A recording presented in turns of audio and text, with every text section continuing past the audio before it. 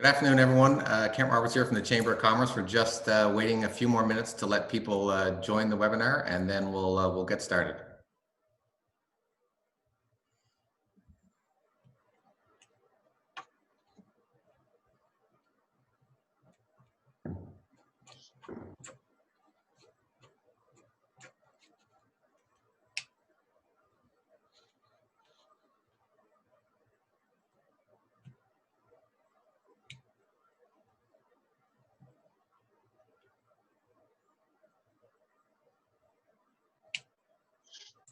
Good afternoon, everyone. We're just waiting another couple seconds, and we'll see if we get some more people to trickle in, and then we'll get started. Thanks for being patient.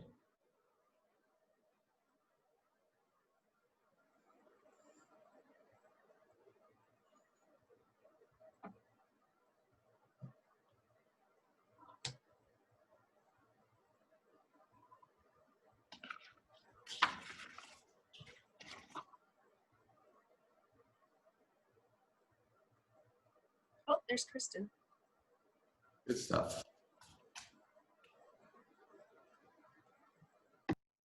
There. I could see everyone, but I couldn't see myself. So now I can at least see myself. And there's Patty as well. So that's great. We got everybody.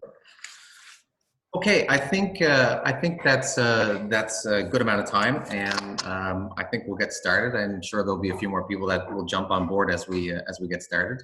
Kathleen, are we ready to go? Yes, we are very much ready to go. Thanks. Okay. Give me a second. Okay. Welcome, everyone. I'm Kent Roberts, VP of Policy with the Halifax Chamber of Commerce. Shouldn't I be seeing myself up there, Kathleen? I don't know if everyone can see me from the participant side. There we go. I want to start off by thanking our sponsor, Nova Scotia Association of Realtors, for making these webinars possible. And I'd also like to thank our councillor candidates that are joining us today for both running in this municipal election and for being with us here today. Both are a significant commitment on their part. Today we'll be hearing from District 11. District 11 is located in Spryfield, Sambro Loop, Prospect Road, and the current incumbent is Steve Adams, who's not rerunning in this municipal election. The Halifax Chamber of Commerce appreciates the time and effort that is required to run and become a councillor in Halifax. Also, I want to thank our viewers that are joining us today. We hope you're able to gain some valuable insights into your district councillors and ask some questions that are relevant to you. Given the restrictions due to COVID-19, we were unsure whether candidates would be able to canvass through their district as they traditionally would, potentially losing that personal touch of campaigning. We hope this webinar can help fill some of that gap. The Halifax Chamber of Commerce knows how important the role of the municipality is to the success of our business community, and that it's directly linked to the importance of our councillors and the decisions that they make. We wanted to ensure our members in the community could hear from and ask questions to their district candidates. For those who don't know that are online today, the overall goal of the Halifax Chamber of Commerce is to create value and prosperity for our over 1,700 members. Through our 2019-2023 strategic plan, we're providing the services businesses need, hosting virtual and in-person events that will help them learn, and are advocating for the conditions in the economy that enhance their prosperity. Our task forces, fostering private sector growth and accessing a skilled workforce, are currently working towards goals that aid in our members' prosperity and economic growth of the municipality. We usually host more than 100 events a year, which focus on the areas mentioned above. Our signature and annual events often feature local entrepreneurs and immigrants, post-secondary institutions, and prestigious business organizations. Each year, we provide our members with opportunities to hear the state of the municipality and province during luncheons and celebrate their successes at the Business Awards. As I mentioned, the Nova Scotia Association of Realtors is sponsoring this series to meet your candidate webinars, and we'd like to thank them again for being supporters of this idea. I'd now like to pass it over to the Nova Scotia Association of Realtors to welcome the crowd and to say a few words. Over to you, Roger. Thank you, Ken. I'm Roger Boutler, the CEO for the Nova Scotia Association of Realtors, and we are very pleased to sponsor this series of Meet Your Candidate events. NSAR, or the Nova Scotia Association of Realtors, represents over 1,600 realtors across the province. We know the communities that we serve, from the schools and recreation facilities to the service providers and commute times. We are your trusted guides. Realtors connect home buyers to potential cost savings and government programs such as the first-time home buyers incentive. And realtors play a key role in working with elected officials in strengthening our housing markets. In 2019, the average housing transaction through the NSAR MLS system generated an estimated $47,600 in spin-off spending, totaling over $586 million in spin-off spending in 2019. The real estate industry is very proud to be a major contributor to our vibrant communities. However, as everyone knows, housing inventory and vacancy rates are extremely low in HRM. And without housing, our communities suffer.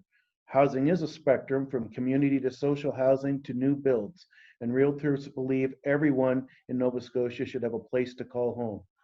That's why we're so pleased to participate in this series of discussions to help shape our communities and help our municipalities move forward. From speeding up development permits to creating more rental spaces and encouraging backyard and secondary suites, we can all play a part in moving forward to build our communities better. Thank you to the Halifax Chamber of Commerce for this opportunity to sponsor today's events. And thank you to each and every one of your candidates that has taken the time to put themselves forward during this elections. So back over to you, Ken. You're on mute, Ken. About that, guys. Sorry. Thank you, Roger. Appreciate that. And we appreciate you sponsoring us. And at the same time, I'm sure we'll hear more today about housing in general and likely affordable housing. So great intro. Okay, now on to what we're all here for. Each candidate will have exactly 3 minutes. And I stress that because you'll see a clock come up on the screen that will do a countdown as the candidates speak. And we've got a very edgy person on the clock. So when it hits that 3 minute button, you'll find yourself cut off. But so try and stay there. Obviously, we need to just try and keep within time. So there's the clock that just popped up. Our questions will be a combination of those that we've previously sent the candidates and from you, our viewers that are online today. So please send us your questions in the Q&A section or in the chat section. And we'll do our best to get to them all. And if we don't get to them all, we'll send the remaining over to the councillors for follow-up and allow them to respond directly. Once we get through the introductions, which will be 3 minutes, the candidates will have 1 minute to answer each question, and I'll rotate through the candidates to allow them all to answer the questions. For those online, and even for some of our candidates, if the clock is taking up your whole screen, you can use the gallery view or speaker view in the top right of the Zoom to see more of the candidates. Or you can also shrink, if the screen is split with the clock, you can shrink the clock by dragging the clock to the left and increasing the size of the person that's speaking. So just a hint, and trust me, I'm no Zoom magician myself, even though I've been on a million of these things. Okay, so let's get started. And in no particular order, we'll start off with Stephen Chafe. Stephen, please unmute yourself and introduce yourself and give us an idea of why you're running today. Yes, well, I'm running for a number of reasons, primarily because I look at what's going on in the next couple of years with our city budget, and I believe that somebody with my finance and economics background and business background is going to be crucially important to help city and city staff deal with the challenges that are ahead.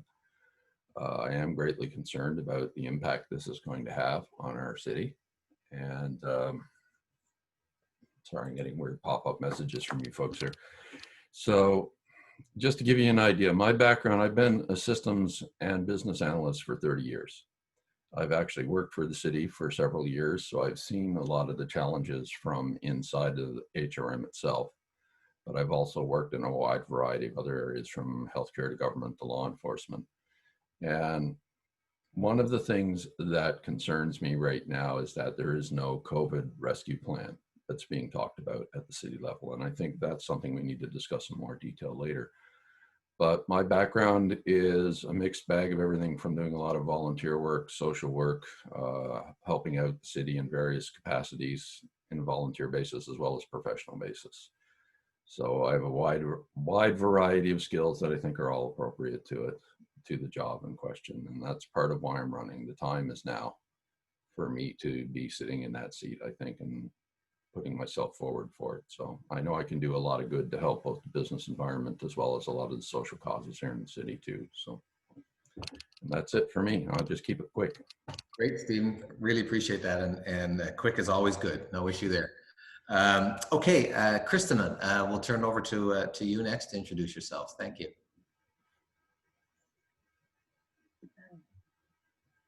Okay. Good afternoon. Why am I running? I'm running because I think it's important for people that don't have a voice, have a voice. I'm a mom of 3. I've lived my entire life in Spryfield. I see the poverty that's here. We are in a housing crisis. We are the highest food insecure province in Canada. I always talk about food because food is not political. It is becoming, but and I think that people that are living day to day struggling need to have a voice. And I see that. I'm currently the executive director of St. Paul's Family Resources Institute. And I think we need to focus on our community. Right now, I like to solve problems for people. So I'm able to do short-term solutions for them. And I think it's time that we make longer, we can make longer changes for people. This could be in affordable housing so people aren't struggling how to pay their rent. In food security, I think we need to look at more food programming. Transit. People can't get to me right now for food. They can from other communities, but they can't in the communities that are closest to me. Yeah, I think that's pretty much it. I mean, I think that's a good overview. I don't want to take up too much time, so we can get to the other questions that people really want answered. Great, Kristen. Thank you very much. Thank you. Really appreciate it. Okay, Hannah, over to you.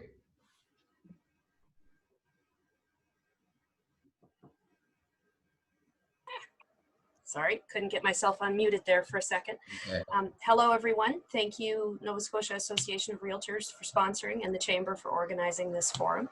My name is Hannah Monday. I live in Hatchet Lake, which is one of the Prospect Road communities of District 11.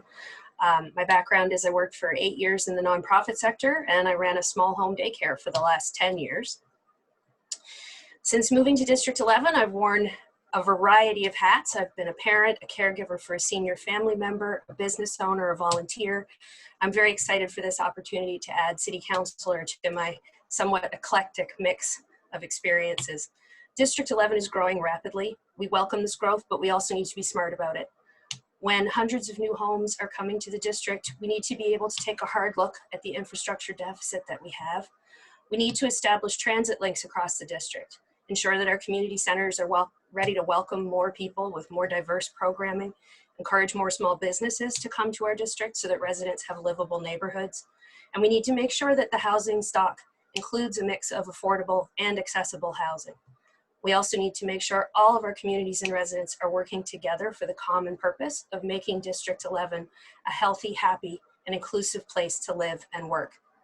To be an effective councillor takes an ability to strike the balance between working in your district to support and help your constituents, and then working collaboratively at the council table to resolve the larger challenges facing Halifax, such as affordable and accessible housing, safer and more sustainable transportation solutions, and the threat of climate change.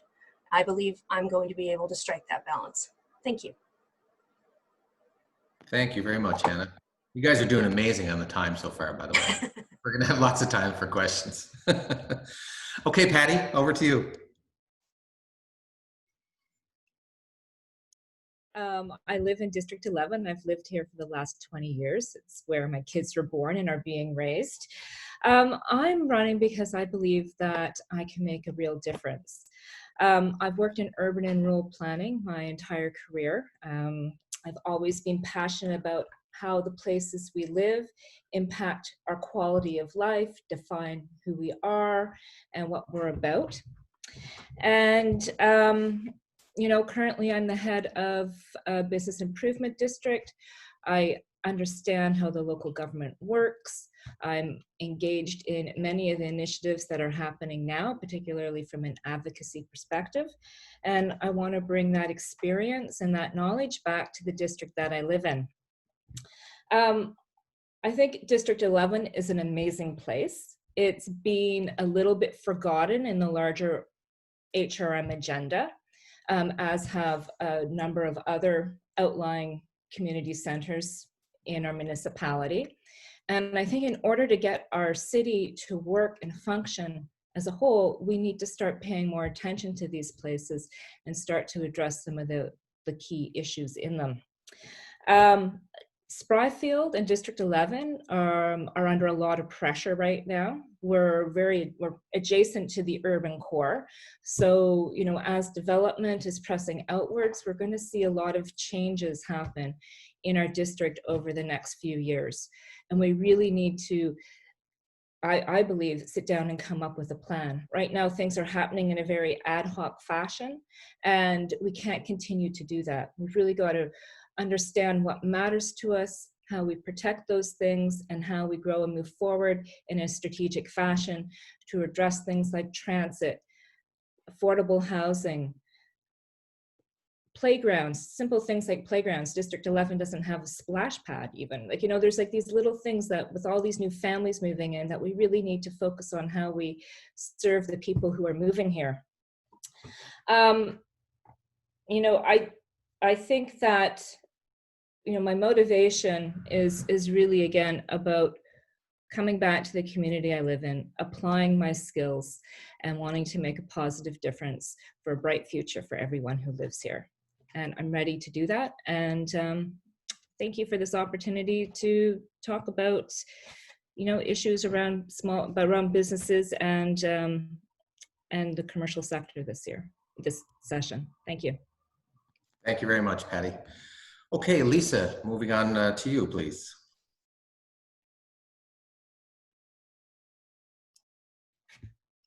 Myself.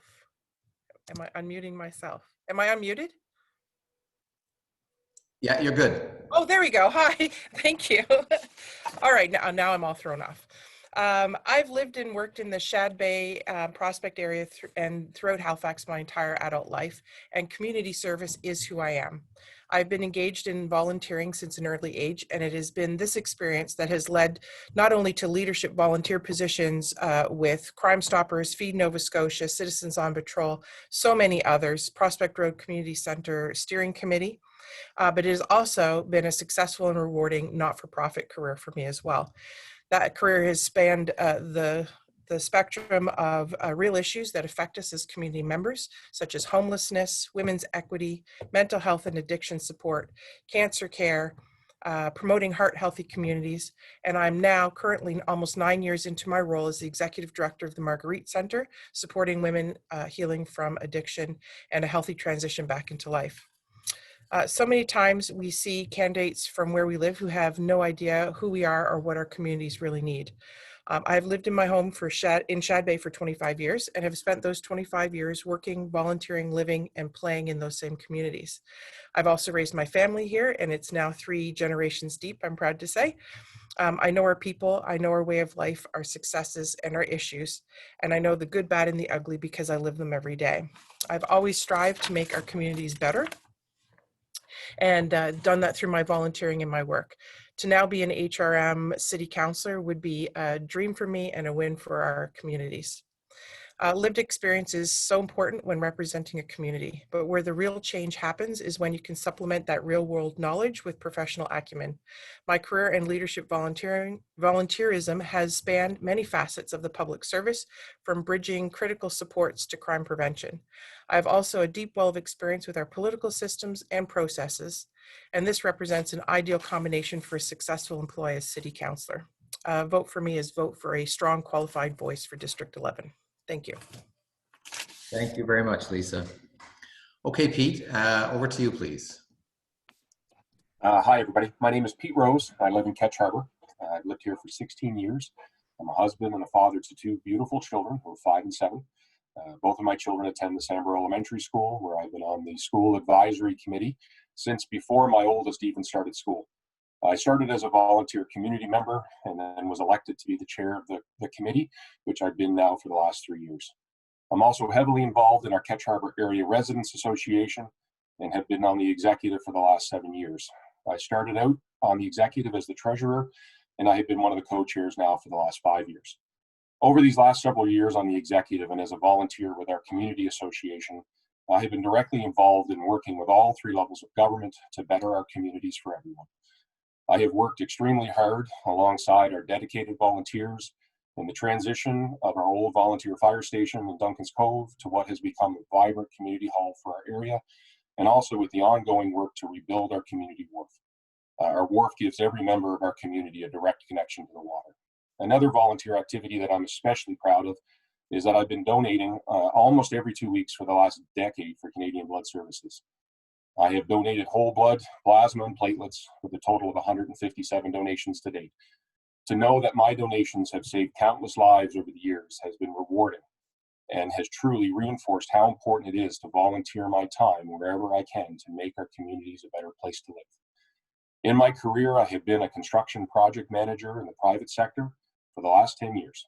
During this time, I have developed extensive skills in the creation and administration of extremely large budgets. I have worked with developers, contractors, and government organizations to be able to complete both small and large projects across the entire country. And I have done that while being extremely fiscally responsible. My knowledge of project management, along with tendering and awarding of large-scale projects, along with my Bachelor of Business Administration degree and my passion for community, make me the best candidate to be your next municipal councillor for District 11. I will bring forward new creative and innovative ideas and new perspective to council, and I'm confident that my skills will be crucial to bring District 11 and our municipality successfully into the future. I want to draw upon the diversity within our communities and the talent and energy that already exists, and with people who are already making great things happen every day. If elected, I pledge to form a District 11 advisory committee that has representation from across the community groups and people all across our district to ensure that voices from all areas of our district are heard. We have lots of difficult decisions to make over the next number of years, and I know that I am the strong, positive voice that our district needs, and I will work hard every day to ensure we make it through this together. Thank you, Pete. Appreciate it very much. Okay, Bruce, over to you.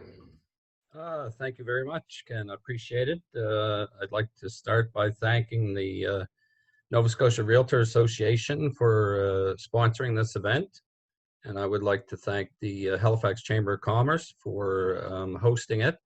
It seems like old hat. We've been doing this every week for since COVID started with the Chamber, doing these Zoom meetings and trying to make sure that we do what's right for business and pass that along to the governments, both provincial and federal and municipal.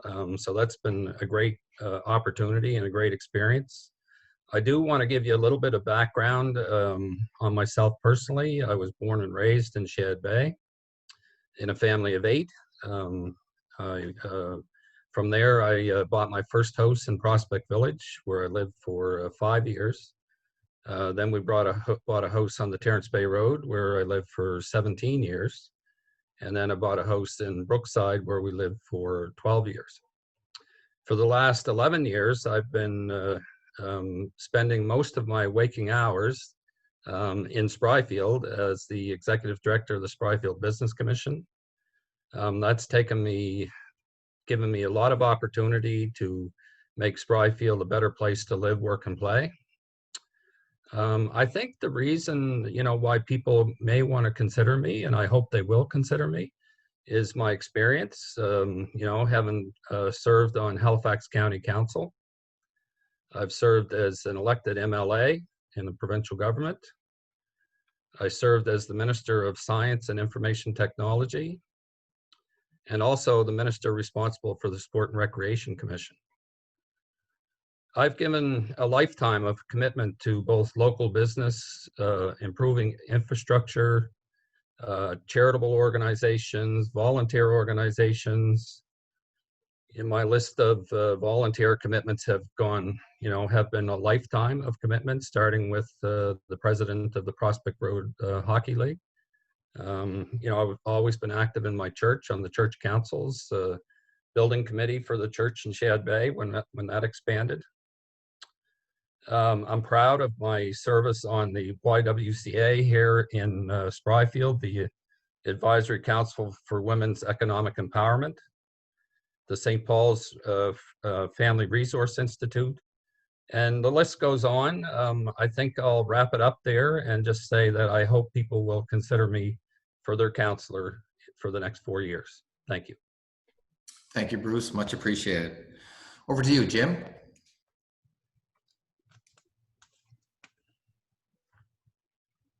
How's that? Can you hear me? Yep, you're good. Okay, thank you. My name is Jim Hodgson. Thank you for calling me Jim. I see on the screen it says James. No big deal, but I'm known Jim Hodgson.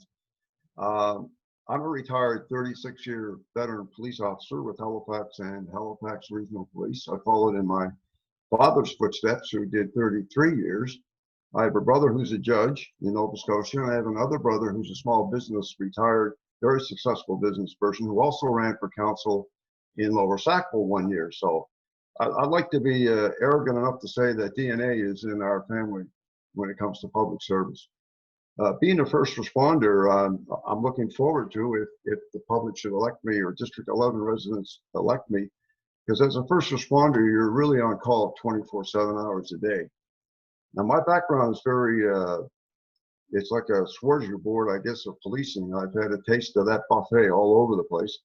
From administrative to operational duties, I retired as a staff sergeant, which is a managerial position. I was executive director of the original Halifax Police Club, a Boys and Girls Club in the north end of the city, where we eventually went in and modified their programs and did their budgets and sat on many boards. I then was awarded an award for crime prevention from the Solicitor General of Canada for work that I did in Spryfield, or the community spry office, Captain Spry office. And also I've coached the first high school football team out here. I hope they eventually will get to a championship. And my volunteer work has primarily been with youth. I believe in youth are the future of tomorrow. I just did a video on that on my Facebook page. But my background includes, I guess I would say, how would I describe my background as far as being a counselor would be to address all the issues that I can and bring them forth to the table for District 11 first and foremost. What I've found in the past with the recent council and previous councils, they have, I won't insult them by saying they forgot about their individual districts, but the emphasis has been on Halifax Region municipality as a whole, in my opinion.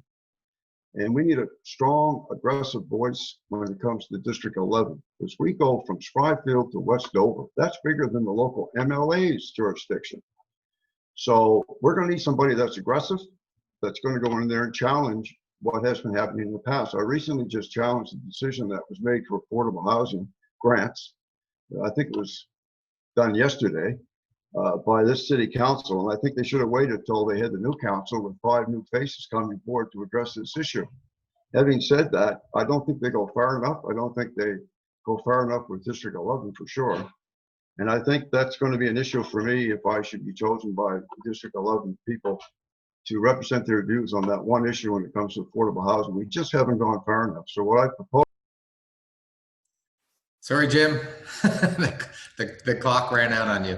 I'm sure we'll have ample opportunity to address some of those issues again as we get to the question stage. So thanks very much. Last but certainly not least, Dawn, you're up. Can you hear me now? Yes. Oh, very good. My name is Dawn Penny. I want to thank the Chamber first off for hosting this, and a bit about me. I am a personal care laborer. I have been doing that through many means for 20 years now, first starting off as a babysitter, then moving in to be a personal care worker with people with disabilities, and also hosting a after-school childcare facility, as well as owning a business taking care of all different types of animals, mainly kitties and doggies, but you get the odd chicken or gecko in there that needs care. So I've been a care provider almost my whole life, and I feel like that council really needs more care providers who are compassionate and empathetic. And I guess as like a slash, I've always also been in the music industry for 20 years now, like creating events, facilitating them, organizing them. I also play bass and percussion, so you'll find me on stage from time to time when I'm not in behind stage trying to get the acts to go on. I've been an entrepreneur in just the care, labor, and musical in events industries for 20 years. And I've also just a Jill of all trades, like I've done waste management and transport coordination. I've worked security. The list is endless. And I believe that I'm not going to say I'm the best choice, because I feel like out of the 12 of us, there's so many best choices. But I do firmly believe that I am the right choice, because there's been a culture of domination going on for centuries, and it's about time that we start working on a culture of partnership. And I think the way to do that is to put an intersectional lens on decisions made at council. So the old saying goes, if you're not at the table, you're probably on the menu. Thank you. Thank you, Don. Very well said. So that said, that's all the introductions. And again, really appreciate everyone taking the time to prepare for this and give us a perspective on where you're coming from. And I'll just say nonpartisan, from a nonpartisan perspective, this district is going to be extremely well served, whatever the outcome. Those introductions literally blew me away. So well done to you all. Okay, so we're going to move on to the Q&A.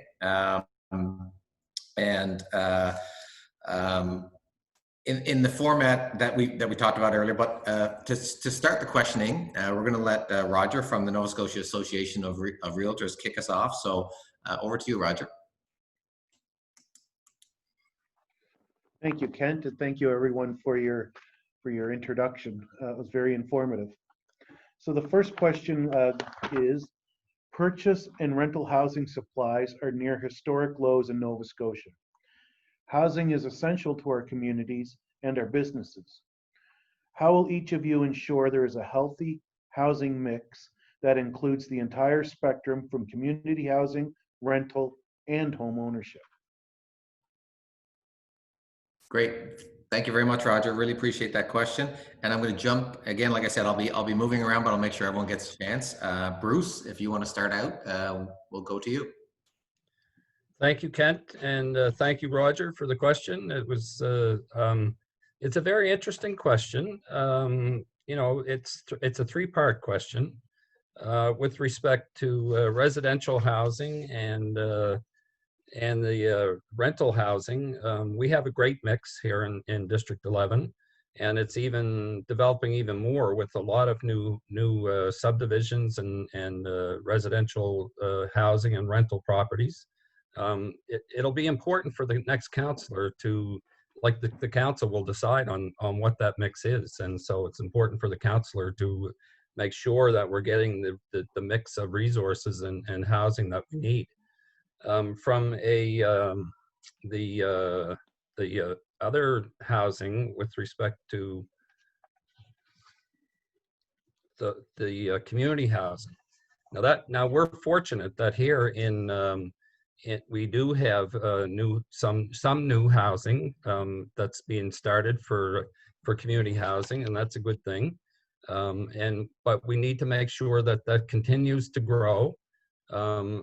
Unfortunately, Sorry, Bruce.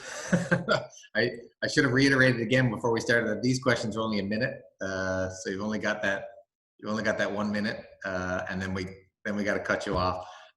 You were a bit of the guinea pig there, so maybe we'll give you some slack on the next question. So apologize for that. Don, let's jump to you and let you weigh in on that question.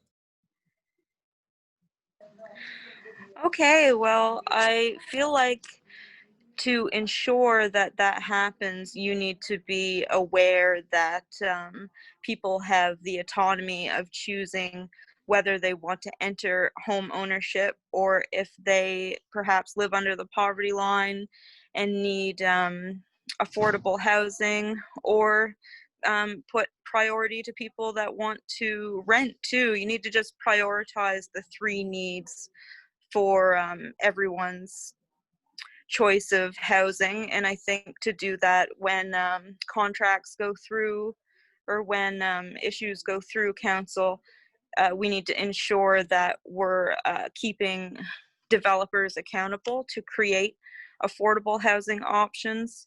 Then we also need to welcome business within the community that can provide employment so that people can afford their rent or mortgage. And yeah, and I'm also open to listening to what.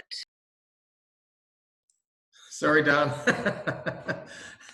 Everyone will get used to watching that clock tick down pretty quickly. So appreciate that answer. And Sandra just posted a note that if you feel you want to answer those questions more, feel free to jump into the chat or the Q&A and finish off your thoughts while you're waiting for the next question to come. Jim, let's jump to you on that question. And again, the question is in the chat if you need to review what the question is itself. Thanks, guys. You got me? Okay. Okay, very quickly, I have a 3-point plan for what the question relates to. One is, I think we need an immediate review of land use in HRM. A municipal housing director should be appointed ASAP to focus entirely on this affordable housing problem. And specifically, I think we need a municipal housing fund, which was proposed years ago, but the council never came through with it. So I'm a little bit restless when it comes to what the past councils and urban planners in this HRM have done. I've been a resident of Spryfield for 45 years. And the next thing, I am a former landlord and a property rental owner of an apartment building. We need rent controls, particularly during COVID-19. I'm a big fan of that now. Somebody will have to impress upon me that rent controls are not necessary. I believe they are. There's a 5-year waiting list for rents in Spryfield, by the way, where I live. You cannot get on that waiting list until you can get on it, but it might be 5 years, and your rent's going to be $900 or more. That's totally unacceptable, and I will not accept it. Be very aggressive. Thanks, Jim. Sorry, I had to cut you off there. Appreciate the thoughts. Pete, over to you.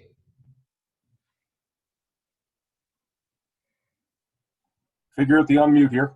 To start, this is a really difficult question, as there's not been one real plan yet that's been put forward that would really go across all of these.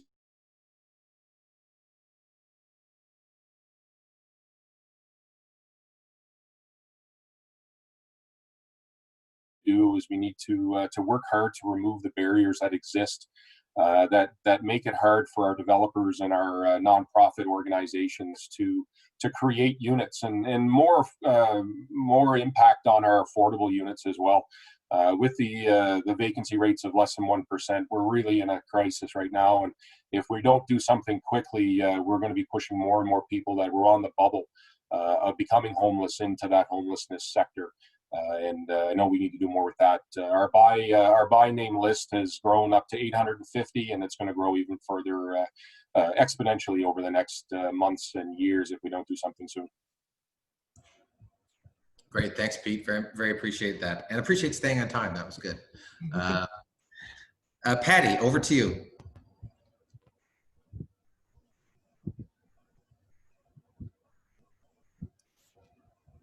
Oh, you're on mute, Patty. There we go. Thank you. First of all, I think the recent approval of secondary suites was a very good move by HRM, and it will help to increase housing options for people, and it gets built on existing infrastructure. So that's a good thing. I think we need to look at expanding that through more parts of the municipality, including District 11. I think the conversation yesterday at council around density bonusing, that's really only to be applied to the urban core. We need to expand that to other areas of the municipality like Spryfield, but we can't do that until we have a regional plan review. And that plan review isn't due until 2026. That's too long. We need to take action now because we really need to look at the zoning in Spryfield to rezone, to encourage investment and figure out how housing fits in with transit, protecting our environment, and also the quality of housing so that it's sustainable and greener and more energy efficient. So that's where I think we need to go. Thank you, Patty. Much appreciated. Lisa.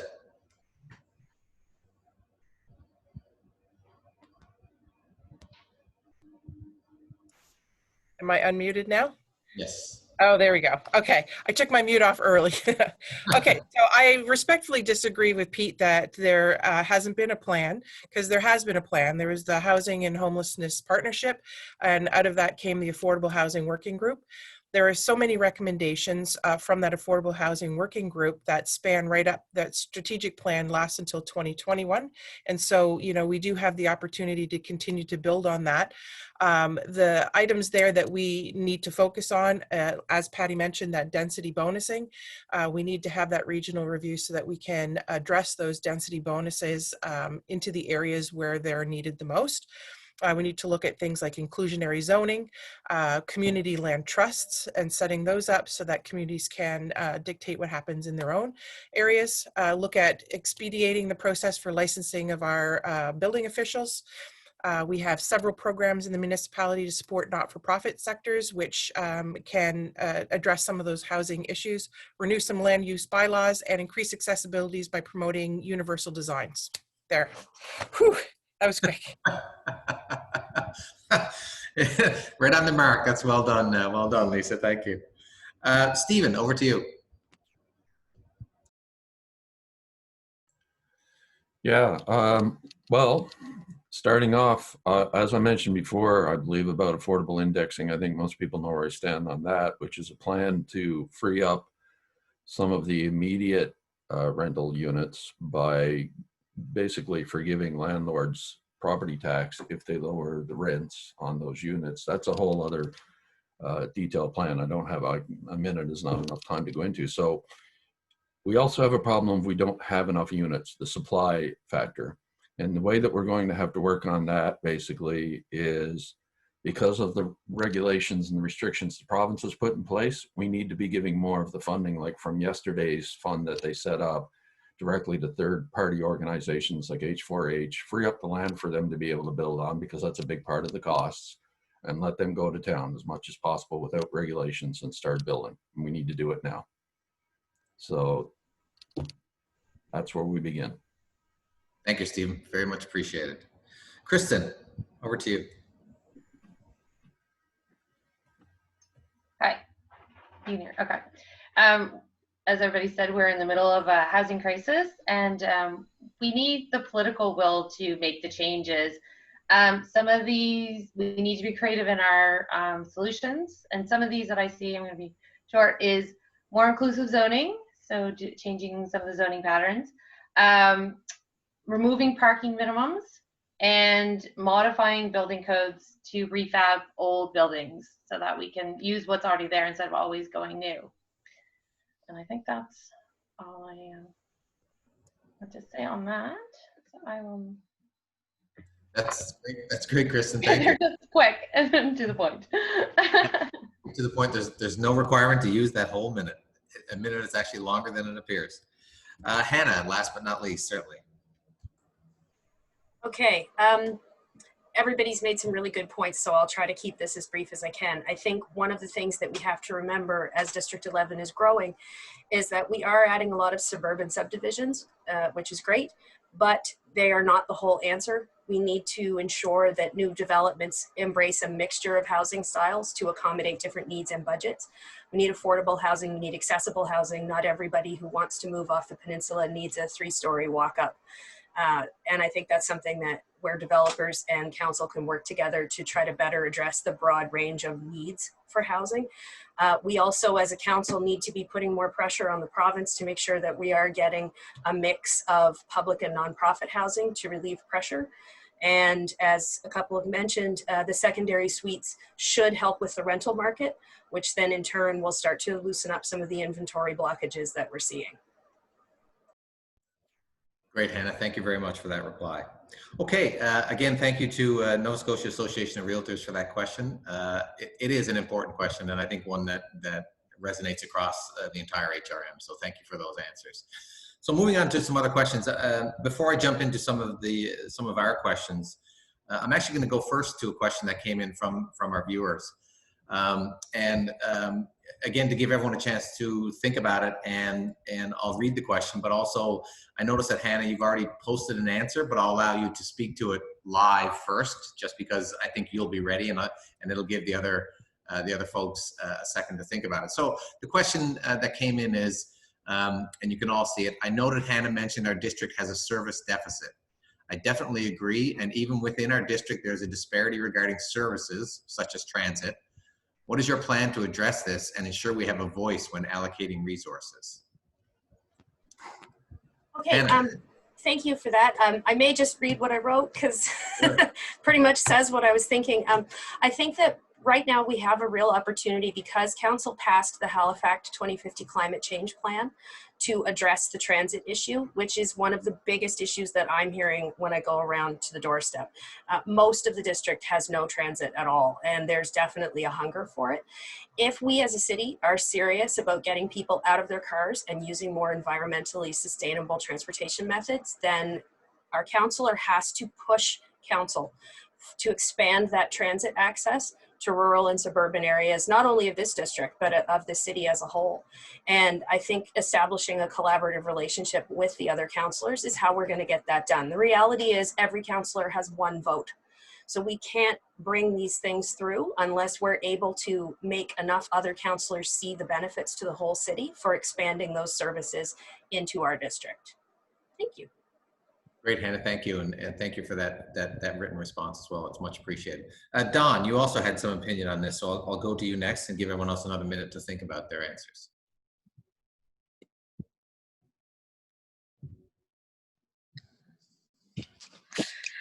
Yes, so I think that it's important that we, oh, sorry, let me just look at the question again.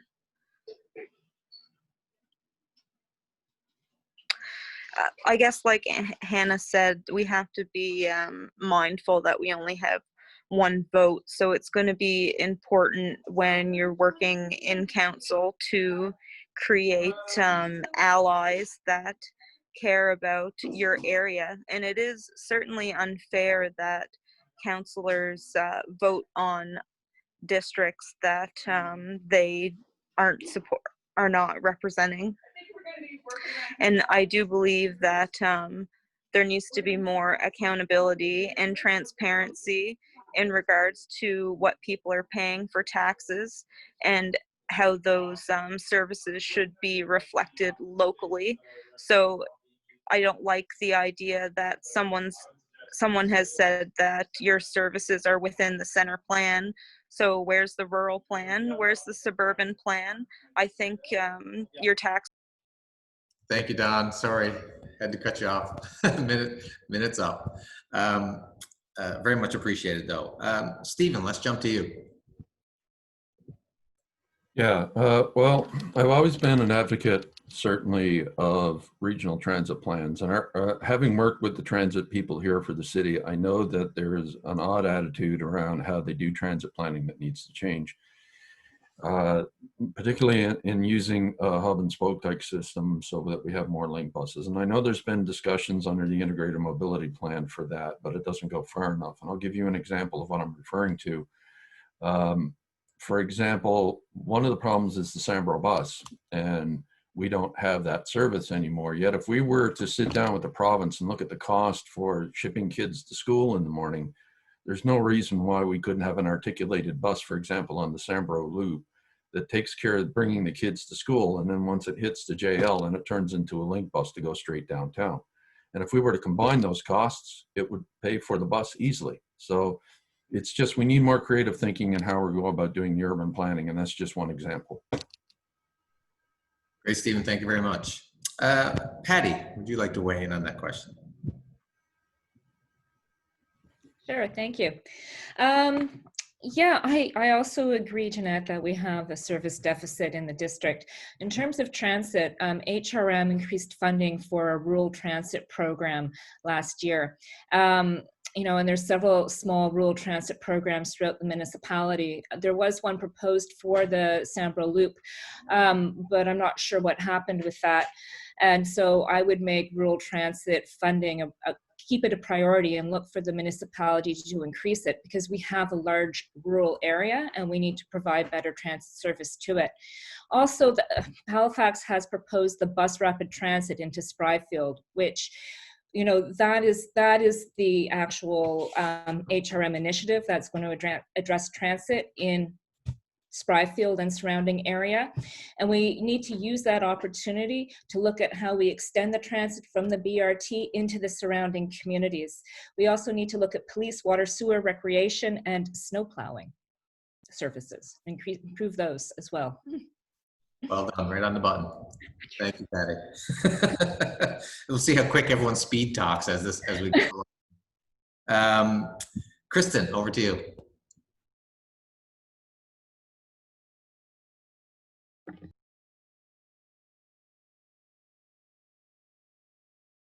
Okay. All right. You should be able to hear me now. I think, yeah, transit is definitely the thing that I'm hearing most in the loop. I have people, I've spoken to it numerous times, that can easily get to me from other communities and can't get to me within 5 minutes. I am good at working with people and solving problems, so that is how I would do that and ensure that we are allocating voices. Again, we are only one voice, so we need to work together with other councils, members, councillors to work together and solve this problem and advocate for our community with them to see, to get them to work with us and solve the problem. I guess that's, yeah, just working together and solving problems and getting other people to advocate with us in the community is how we're going to solve this problem. Great, thank you, Kristen, much appreciated. Lisa. Hi there. Did I manage the mute? Am I unmuted? You're good. Yay, okay. So obviously transit's an issue. I'm not going to address transit because others have done that and have done that in exactly the same way I would. There are other services that I think are lacking in our areas. I think by going back to the land use bylaws, we could look at, for the Prospect Road piece, for example, there is no business improvement district. There is no district at all in terms of building something up for the local residents to be able to use.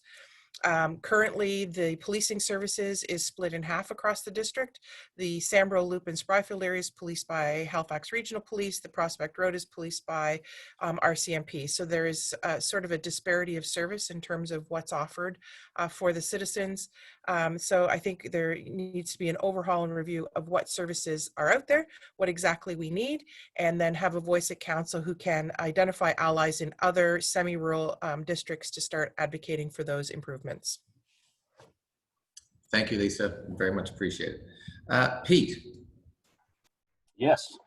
Well, there definitely is, as we've all talked about, there is a service deficit across our district. Being out canvassing has been fantastic and eye-opening to see just what the issues are across the district. I think the best way to tackle this is to first gather all the information from across our district to know exactly what those are. And part of my background as being a problem solver and working in the construction industry is to come up with innovative and creative ideas on how to tackle these issues. and also with the people skills that I have and the communication abilities that I have as well, is to work with council. Find, once we deeply know what those deficiencies are within our own district, we're able to then apply them against the other districts as well, and perhaps open the other councillors' eyes to see truly that these deficits are across the board and not unique to District 11. And with that collaborative effect, I think we can be very productive in fixing those deficits. Great, Pete. Thank you very much. Jim. Yes, when you live off the peninsula like we do, like I said, I've been out here in Spryfield for 45 years. I honestly haven't seen a drastic change in transportation. We've been an afterthought when it comes to that. We've been an afterthought when it comes to the recent approval for the fast-based ferries. I have an uncle who was proposed to have a ferry dock at his wharf years ago, and they withdrew it. So yeah, we're an afterthought most of the time. I'll challenge that. If I should be your new councillor, my battle cry is going to be, no longer will we be an afterthought in District 11. And when it comes to transit and all the other stuff, policing services, I've commented on that before about having a full-time police station closer. But my emphasis on, I've been out here 45 years in Spryfield. I've been to thousands of homes like the rest of you. All I hear is, when are you going to do it? So my battle cry is, we're there in District 11 and we're going to get it done, and we're not an afterthought anymore, period. Thank you. Thanks, Jim. Much appreciated. Bruce.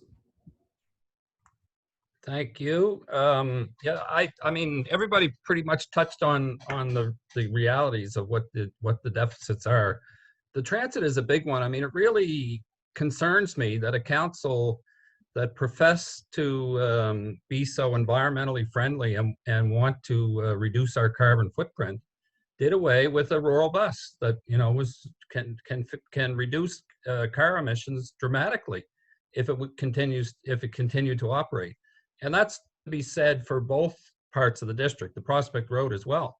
You know, we literally have thousands of cars coming in and out of that Prospect Road every day, tens of thousands.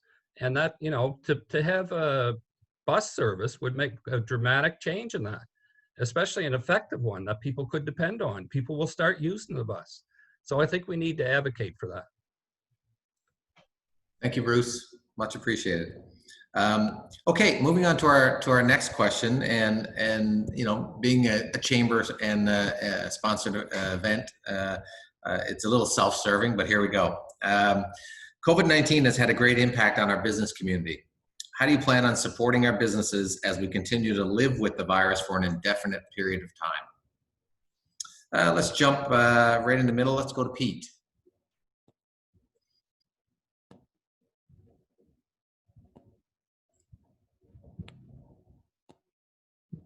Sorry, Pete, you're still muted. Sorry, technical difficulties there, trying to get the mute undone. So COVID-19 has had an unprecedented time in our world. The virus and the pandemic and public health measures have been important to control the virus spread. But to comprehensively respond to support businesses, I'd have to gather input from our businesses and look across the various sectors and theme and understand what assets each business have and their needs remaining. We're going to have to adapt and live with this virus and work in different ways to follow public health guidelines, but it's important to amplify and share opportunities, grants, solutions, resources. Every business is so different, and I don't believe that there's one specific approach that would work best for every business at this time, but open communication, collaboration will be the key to our business success.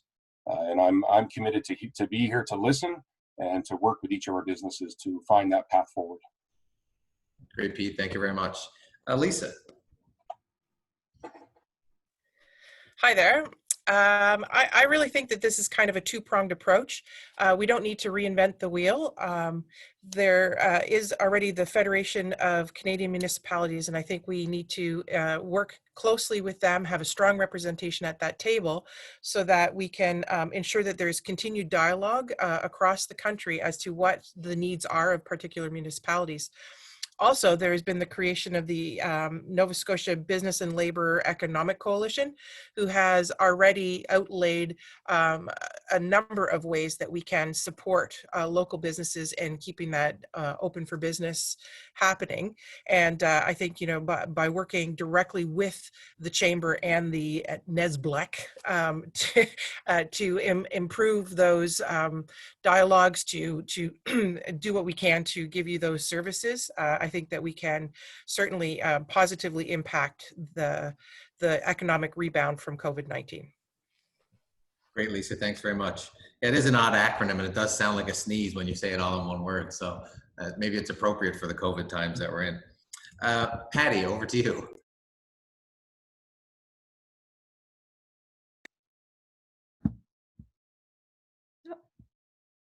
Can you please repeat the question? Certainly. COVID-19 has had a great impact on our business community. How do you plan on supporting our businesses as we continue to live with the virus for an indefinite period of time? Yeah, okay. So as some know, I've been actively involved in supporting solutions for small business during COVID through the Nova Scotia Business and Labor Economic Coalition. We know some businesses are doing well, but most small business, and particularly in food, retail, tourism, are not doing so well. You know, HRM has started to do some good work in waiving patio fees or allowing businesses to occupy parks and streets to accommodate social distancing. So we need more small ideas like this. They actually make a big difference to small businesses in being able to operate and be successful. But you know, we need to keep being creative and thinking out of the box. You know, it was amazing during COVID how quickly we were able to change policies, such as allowing restaurants and stores to sell and deliver a wine and beer during COVID. We need more things like that to help businesses adapt and to help all of us adapt to COVID and shape this new normal. Tax breaks are also something that we need to think about.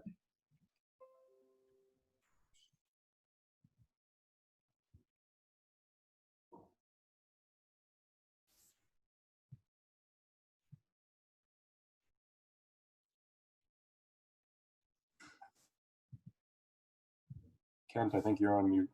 Yeah, sorry. No, I got. Sorry, folks. I just got cut. I just got kicked out for a second.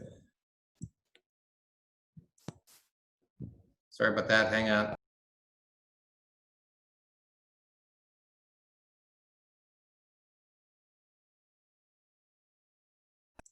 How are we now? Is that better? Okay. Sorry about that. There was a technical problem there. I just got kicked out of the system for a second. Thank you, Patty. Let's jump to Bruce. Thank you, Kent. Yeah, COVID-19 has certainly had dramatic effect on everybody, and certainly no less so than with businesses.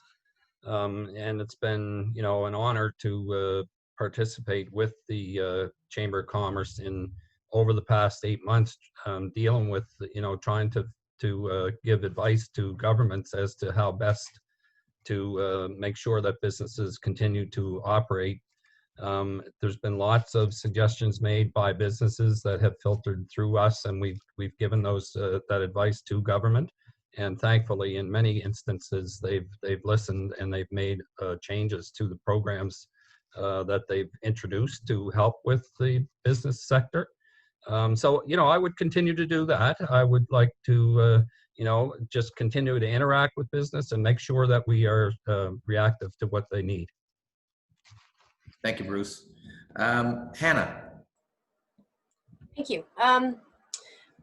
Residents need to have enough financial security to continue buying and supporting local. I know in my family, we have gone from 2 incomes to no income because of COVID, which has made it very difficult for us to support the small business that everyone's talking about. I was very pleased to see yesterday that the city did implement the living wage for city contractors, because the reality is employees who earn living wages have better mental and physical health outcomes, and they have disposable income to spend in the community. And addressing some of those affordable housing problems will also free up some more finances for people. And then Additionally to that, the economic recovery plan proposed by the Halifax Partnership talks about looking for national and international investment opportunities. We're one of the safest places in North America right now, and we should be looking for ways to capitalize on that, like the film industry has started coming back because they know they can work here. Thank you. Thank you, Hannah, very much. Jim. Yes, I've never forgotten the Irving deal with the city of Halifax, or HRM, and it still haunts me to some degree, even though I'm not a small business owner. My brother was. So they got a big tax break, but they pushed aside small business and basically ignored them. So I've been stressing, if elected as councillor, to push for a small business break, or tax break, sorry, for small business, particularly during COVID-19. We don't know how long it's going to be here. It could be here for 5 years, as far as we know. So besides that, when I talk to small business, what I hear is, you know, we need to pass the permits a lot quicker. Like Patty said about extensive sidewalk, so-called extensions and what have you, but there's more to it. There's building codes and everything else that they need a break on. So we need to give them a break. And if they can do it to Irving, they can do it here. And I would be pushing for a tax break. Okay, thank you, Jim. Appreciate it. Stephen. Hi, yeah, one of the biggest conversations I've had or one of the biggest things that's come up with conversations with business owners is the high cost of rent, particularly the small mom and pop businesses. So one of the things I would put forward as a proposal at minimum is a 2-year moratorium on business taxes for smaller landlords as well as the property owners that provide the facilities to them. And the way that that would work effectively is tax them at residential rates. So if they agree to pass that savings on to the retail clients that are renting from them. So effectively it reduces costs for the property owner and it greatly reduces the costs to small businesses so they can keep the doors open. So at least they have some chance of surviving this pandemic versus the current situation where many of them are going to close in months because they can't continue to pay rent at these levels. So that would be one of the primary things. There's a few others, but we're going to run out of time here. So thank you, Stephen. At that. Great, thank you. Don. Yes, well, geez, what can I say but echo all my competitors' input? Because what it comes down to is listening to the business, listening to their needs and their concerns in these changing times, and then also listen to the consumers, because a happy consumer is spending more money at a business that they want to support.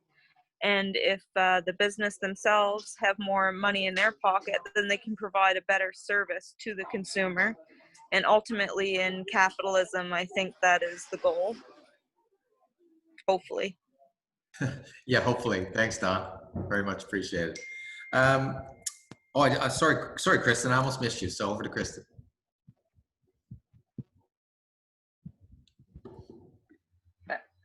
Okay. So COVID has definitely been an interesting time to live, nonprofit sector and small businesses. The things I keep hearing, because I do have a few relatives in small businesses, as well as we heard from Max Taylor when he was doing his debate, that we need to clear some of the roadblocks for small businesses to start up. And then we need to help the current businesses, either the ability to pivot their services or find ways that they can still work with the community and keep doing what they're doing. I think we need to create more outdoor spaces. We did do some of that with the free patios, but we also need more outdoor meeting spaces so that people can meet and not required to be inside, because we all know outside is better. We need to allow for more parking curbside pickup so we can move to have easy access for residents to access the businesses. And we need to invest in creating online access for our HRM services, providing access cafes or community spaces for low income, which we know is big for two. Sorry, Kristen. Just had to cut you off there. Time's up. Sorry about that. Okay, I'm going to really try and get 2 more questions in, because I think these next 2 questions are both, I'm on mute probably. Nope, I'm good. are both very important ones. They're timely, and so one is a timely question, the other is kind of a summary question for the day. But so quickly, how will you ensure not just only diversity in your staff reports and projects, but also inclusive feedback and collaboration? So let's start with Jim.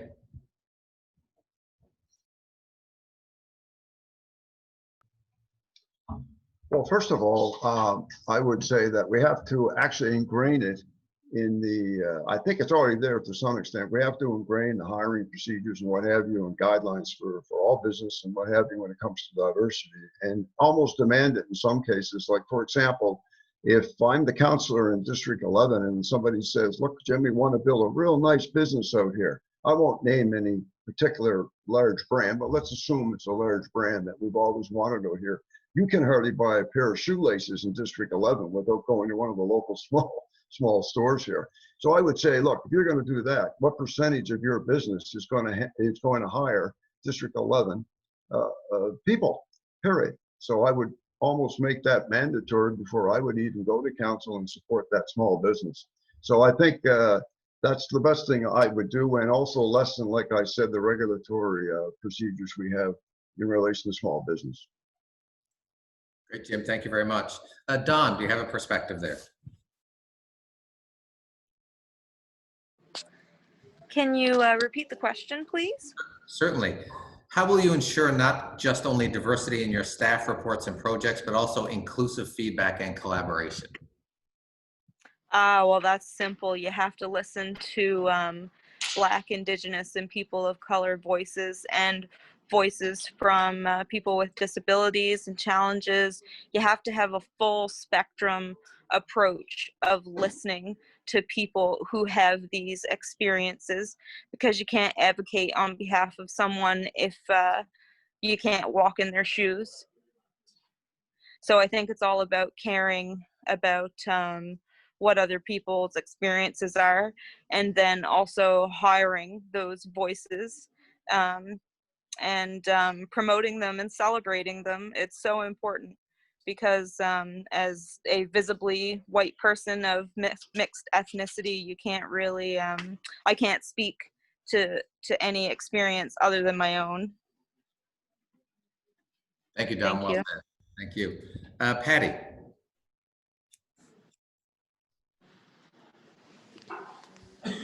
Sorry, I just lost my Zoom there. Okay, I'm back. Yeah, so, you know, Halifax recently passed their diversity and inclusion framework. Like any good plan, it has lots of good intentions, but we all know they can sit on the shelf and collect dust. As a counselor, I would make sure that we apply that framework to everything we do at HRM. Within my own district, in District 11, it does have a lot to do with just getting out and making connections and building relationships and building trust and including people in conversations. From my experience, I know marginalized communities have traditionally been left out of decision-making and have not been part of decision-making tables. So not only do I already advocate for diversity around the committees that I sit on, as counselor, I would make that extra effort to connect with those communities and make sure HRM, when they are coming into District 11 and conducting public engagement sessions, that they go the extra mile to connect with those people. You know, it's necessary if we're to have that diversity of voices. Thank you, Patty. Thanks very much. Hannah. Yeah, well, I mean, to echo what Patty and Don both said, the key point here is that the city does not traditionally have a great record of reaching out to racialized and marginalized communities to find out what it is that they need. And then when they do sometimes reach out to them, they take that input and then it seems that they don't do much with it. We are at a point where that's just simply not good enough anymore. And so on a personal level, I would be continuing to make connections in the community with individuals and with community groups, nonprofits, advocacy groups. I want their perspective to inform any decision-making that I'm gonna make. I know that it's gonna take time to build those bonds of trust, but it's so critically important that I'm willing to put the work in. And then city staff and council have to do their job as well in terms of taking that input and actually acting on it rather than just paying it lip service. Thank you. Great, thank you, Hannah. Bruce. Yeah, from the staff perspective, I think that we have to ensure that whenever they're doing reports and giving advice to council, that they have to look through the diversity eyeglass every time to make sure that we address the issues of diversity. As far as in the district, it would be my intention to have a diversity liaison committee that I could meet with on a regular basis. Not only does that apply to diversity and the diversity community, but also to youth and seniors. I want to make sure that I hear from them on a regular, ongoing basis so that I can address those issues of not only the people in the diversity communities, and that there's many, but also in our seniors and youth. Thank you, Kent. Thank you, Bruce. Pete. I like and echo a lot of what everybody's been saying already. I mean, the big thing for me is to be out there in our communities and to create safe environments for everybody to feel included and to listen, to truly hear what the opinions and desires are from across our district in every different diverse group. I think it's through that trust in building that people will become more comfortable in sharing what their concerns are. And as Bruce said as well, I mean, we need to work with our staff to make sure that these voices are heard and they're reflected in our staff reports. But truly, it comes down to building that respect and trust and relationship with everybody and creating a safe environment where everybody can feel included and that their voices are heard. Great, thank you, Pete. Lisa. Okay, I think that two things. One, we have a recently approved social policy that I am really fired up about. I think that social policy needs to include that diversity and inclusivity framework. And that needs to apply to everything, including us asking for staff reports. So I think that we need to put the caveats in all of our staff reports that there needs to be a proven and demonstrated community engagement piece in the decision-making process, and it needs to be transparent so that we can see what they've done. The second thing is that I think that lately, watching council, there seems to be a lot of fire it and forget it kind of mentalities where a motion will go through and we'll ask for a staff report and then we'll move on to something else and wait for the staff report to come back. I think that it is absolutely the mandate and the responsibility of each councillor to participate in their district to provide the right voices for those staff reports if we're going to require them and mandate them to have public engagement. Thank you, Lisa. Much appreciated. Kristen.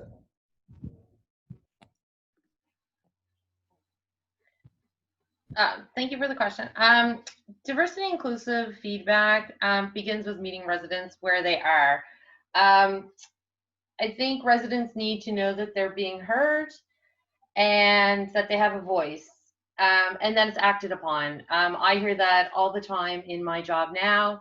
That people feel safe to say things to me, but they don't feel like they're being heard elsewhere. So I want to be that voice to help activate that and bring people together to hear and include everyone in the community and the district so that everybody can have a voice and make sure that it's diversified in those conversations are diversified from multiple levels. And yeah, I think, and just being clear and transparent. I think hiding behind different things is not a great way to build. We need to be better to do better. Great, thank you very much, Kristen. And Stephen. Well, 2 points of view here.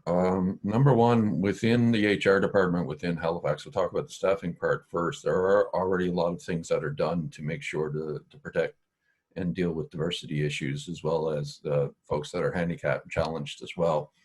But what is missing, I noticed from working there, is they need to do yearly audits on this in order to hear from the people that have to work within those environments. And I think that would greatly improve the staffing issues and feedback. From the public point of view within our district, I echo basically what Bruce said. We need a standalone committee here that can be the eyes and ears in the community for these issues. not answer to the councillor, answer to the Auditor General. And then that way there is accountability again that will be able to be put in place, because if council and if the councillor is not doing their job properly, the Auditor General can bring that up to the public's attention as well as to the council's attention. Oh, and I'm always nodding. Great, thank you, Stephen. Much appreciated. So we are going to be tight on time. I hope everyone can hang with us to get this last question in, because I think it's important.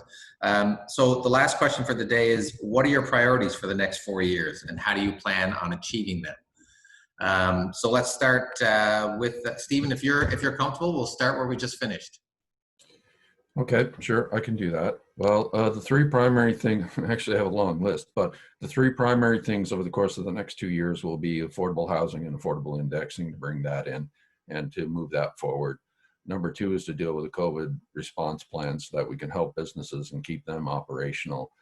The third, fourth, fifth, and sixth list, there's quite a lot of things that need to be done in our area, period, that have been neglected. The service stuff we've already spoken about, transit we've spoken about, traffic problems, speeding is another one that I would probably deal with within the first year, because those are easy ones in order to bring in change. Some of the others will take longer term planning.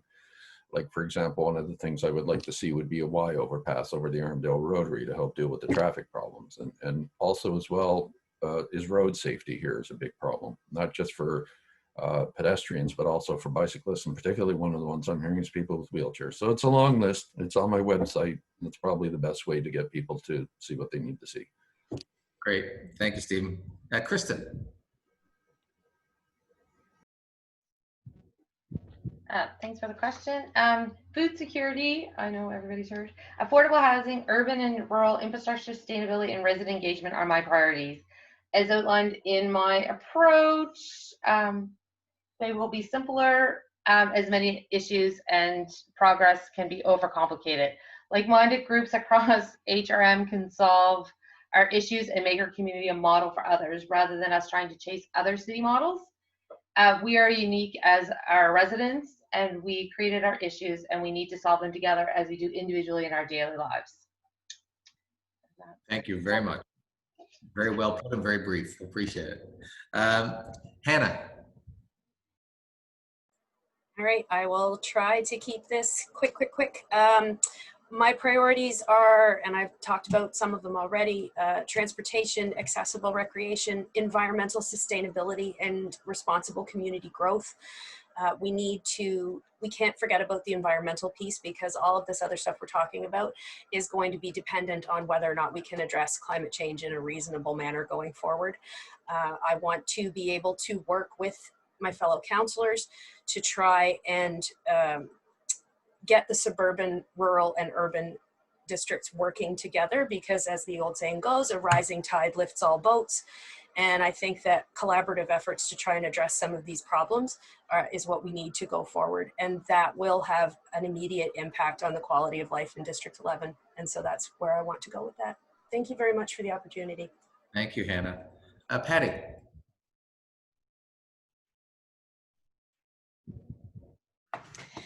Thank you. My priority is really to focus on the health and prosperity of District 11 over the next 4 years. You know, I believe that District 11 has been forgotten, and that along with a number of other more rural areas in the municipality, and we've got to figure out how to make it work. COVID is presenting a lot of opportunities, challenges, but also opportunities. You know, the idea of spending millions on an overpass when in fact COVID got rid of a lot of the congestion. It's like, how do we change our behaviors so we don't need to have big investments like that anymore? There's a big movement around return to the neighborhood. I think that in terms of opportunity, we can look at how we can support small business development, transit, affordable housing, and community, development investment, not just in Spryfield, but in other centers throughout our district. Also the Halifax plan. We have a lot of coastal communities. We need to start taking action on this now. It really is a priority. Great, thank you, Patty. Much appreciated. Lisa. Hi there. I have a couple of priorities. One of them, of course, near and dear to my heart is to actively participate in the affordable housing crisis here in Halifax and doing everything that we can do to remove barriers to allow that to prosper. My second one would be transportation in non-urban cores, working with the integrated mobility plan and looking at the bus rapid trans plan to think how we can move people around the non-urban cores. Of course, participating in a police review so that we can address some of the concerns in terms of policing and the defunding police motion that's going on right now. And then, of course, the COVID economic reboot has fired up my passion for doing a green economic reboot and looking at our corporate tax structure reform that has been put on hold. We can't pay for services if we don't have the coffers to do it. Thank you, Lisa. Pete. Thanks. This is actually a great question, and so my priorities really are around transportation, as a lot of others have spoken about as well. Living around the Sambro loop, we really need to work on that, and I see that as well on the prospect side as well. Affordable housing, as we've already talked about today, is a must and is a necessity to be dealt with quickly. I think all of these things stem to where my biggest skill set is, and I know what I bring to the table, and that's in my fiscal responsibility. In order for us to, as a municipality, to accomplish any of the tasks that we're going to have ahead of us, we're going to be faced with some major decisions. And the first has to start with internally looking at everything that we do, the way that we invest our money, dig down, and that's where my project management skills come in, is to really scrutinize the way that we spend our money. Every dollar that we can save or find an efficiency on gives us one less dollar we have to get from increases in taxes or cuts to our services. So these are really, that's kind of the major priority, and I think it needs to be for whoever the councillor is, but I hope it's me. Great, Pete. Thanks very much. Bruce.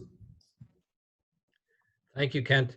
I think my number one priority is to be responsive to the residents, to make sure that, you know, I respond to them on a timely basis, to respond to their emails, phone calls, and texts. Second to that would be infrastructure, make sure that as we grow, and we know that District 11 is growing, that we have the appropriate infrastructure to meet that growth.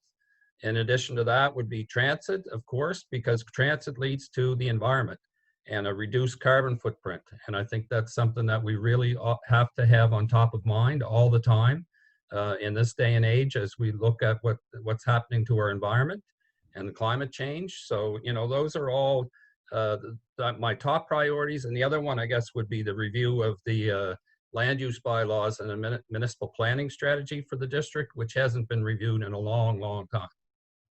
So those are my top priorities, and I look forward to the opportunity to serve the people of District 11 should they choose me in this election. Thank you. Thank you, Bruce. Jim. Thank you. Not necessarily in any order. My first priority is action, action, action. The next one is, since I entered this race in March, I've been saying that District 11, if Jim Hoskins is your councillor, will no longer be an afterthought. I will work tirelessly to bring the two groups together that support me as one army. And that army is District 11, the people of District 11, right from Spryfield to West Dover. I will do stronger efforts to unite the two communities together, and we can take on. So that's what we're going to have to do. Nobody should be without a roof over their head. Nobody should be without a job in District 11. Rights. We're going to have we have a serious racial problem here between police and the systemic racism throughout HRM. And Black lives do matter. I don't support the defunding of police, but I certainly support the fact that Black lives matter. So we're going to get the troops together in District 11. If I'm fortunate enough to be your councillor, my battle cry is District 11. Thank you, Jim. And certainly last but not least, Don. Wonderful. So in no particular order, but I believe it's obvious in their importance to bring the standard of basic human rights up to the level where everyone has them. because echoing what all my competitors have said, that people deserve roofs over their head, they deserve clean water to drink, and they deserve food, security, and clothing on their back. And I'd also like to bring the voice of the people back into government, because it's been long enough that there's this illusion that you're being listened to and then when it comes to action, it's like, did they even listen to us? Did they listen to our concerns? And I also want to be more accountable and transparent to the taxpayer, so that their taxes, they feel that they're getting worth out of their tax dollars in services that reflect their needs and wants, and again, rights. So yeah, my biggest Sorry, Don, thank you. Listen, you guys did an amazing job of staying on time today, so I want to thank you all. We are definitely out of time. We're 1 minute over, and we pride ourselves on being on time, but I think that was a great question, and I think it was important that everyone had a chance to summarize their position. I really want to thank all you guys, all the candidates, for participating. I want to thank our viewers for joining us. I want to thank you guys for running, because what I've experienced in the last week doing these is how much work this really is. And your work is really only beginning, because one of you will likely become the next councillor for this district. So a big thank you to our sponsor, Nova Scotia Association of Realtors, for the opportunity to promote the importance of voting and from hearing from our candidates. Please keep your eye on our bulletin and social media, as we will continue to post candidate responses to questions. And on that note, have a great week, everyone, and I wish you all very good luck in this election. Thank you, guys. Thanks so much, Kent. Have a great day, everybody. Thanks, Roger. Thank you. Bye, everyone. Thank you so much. Yeah. My second time running for District 11 and my 11th year running for public office. So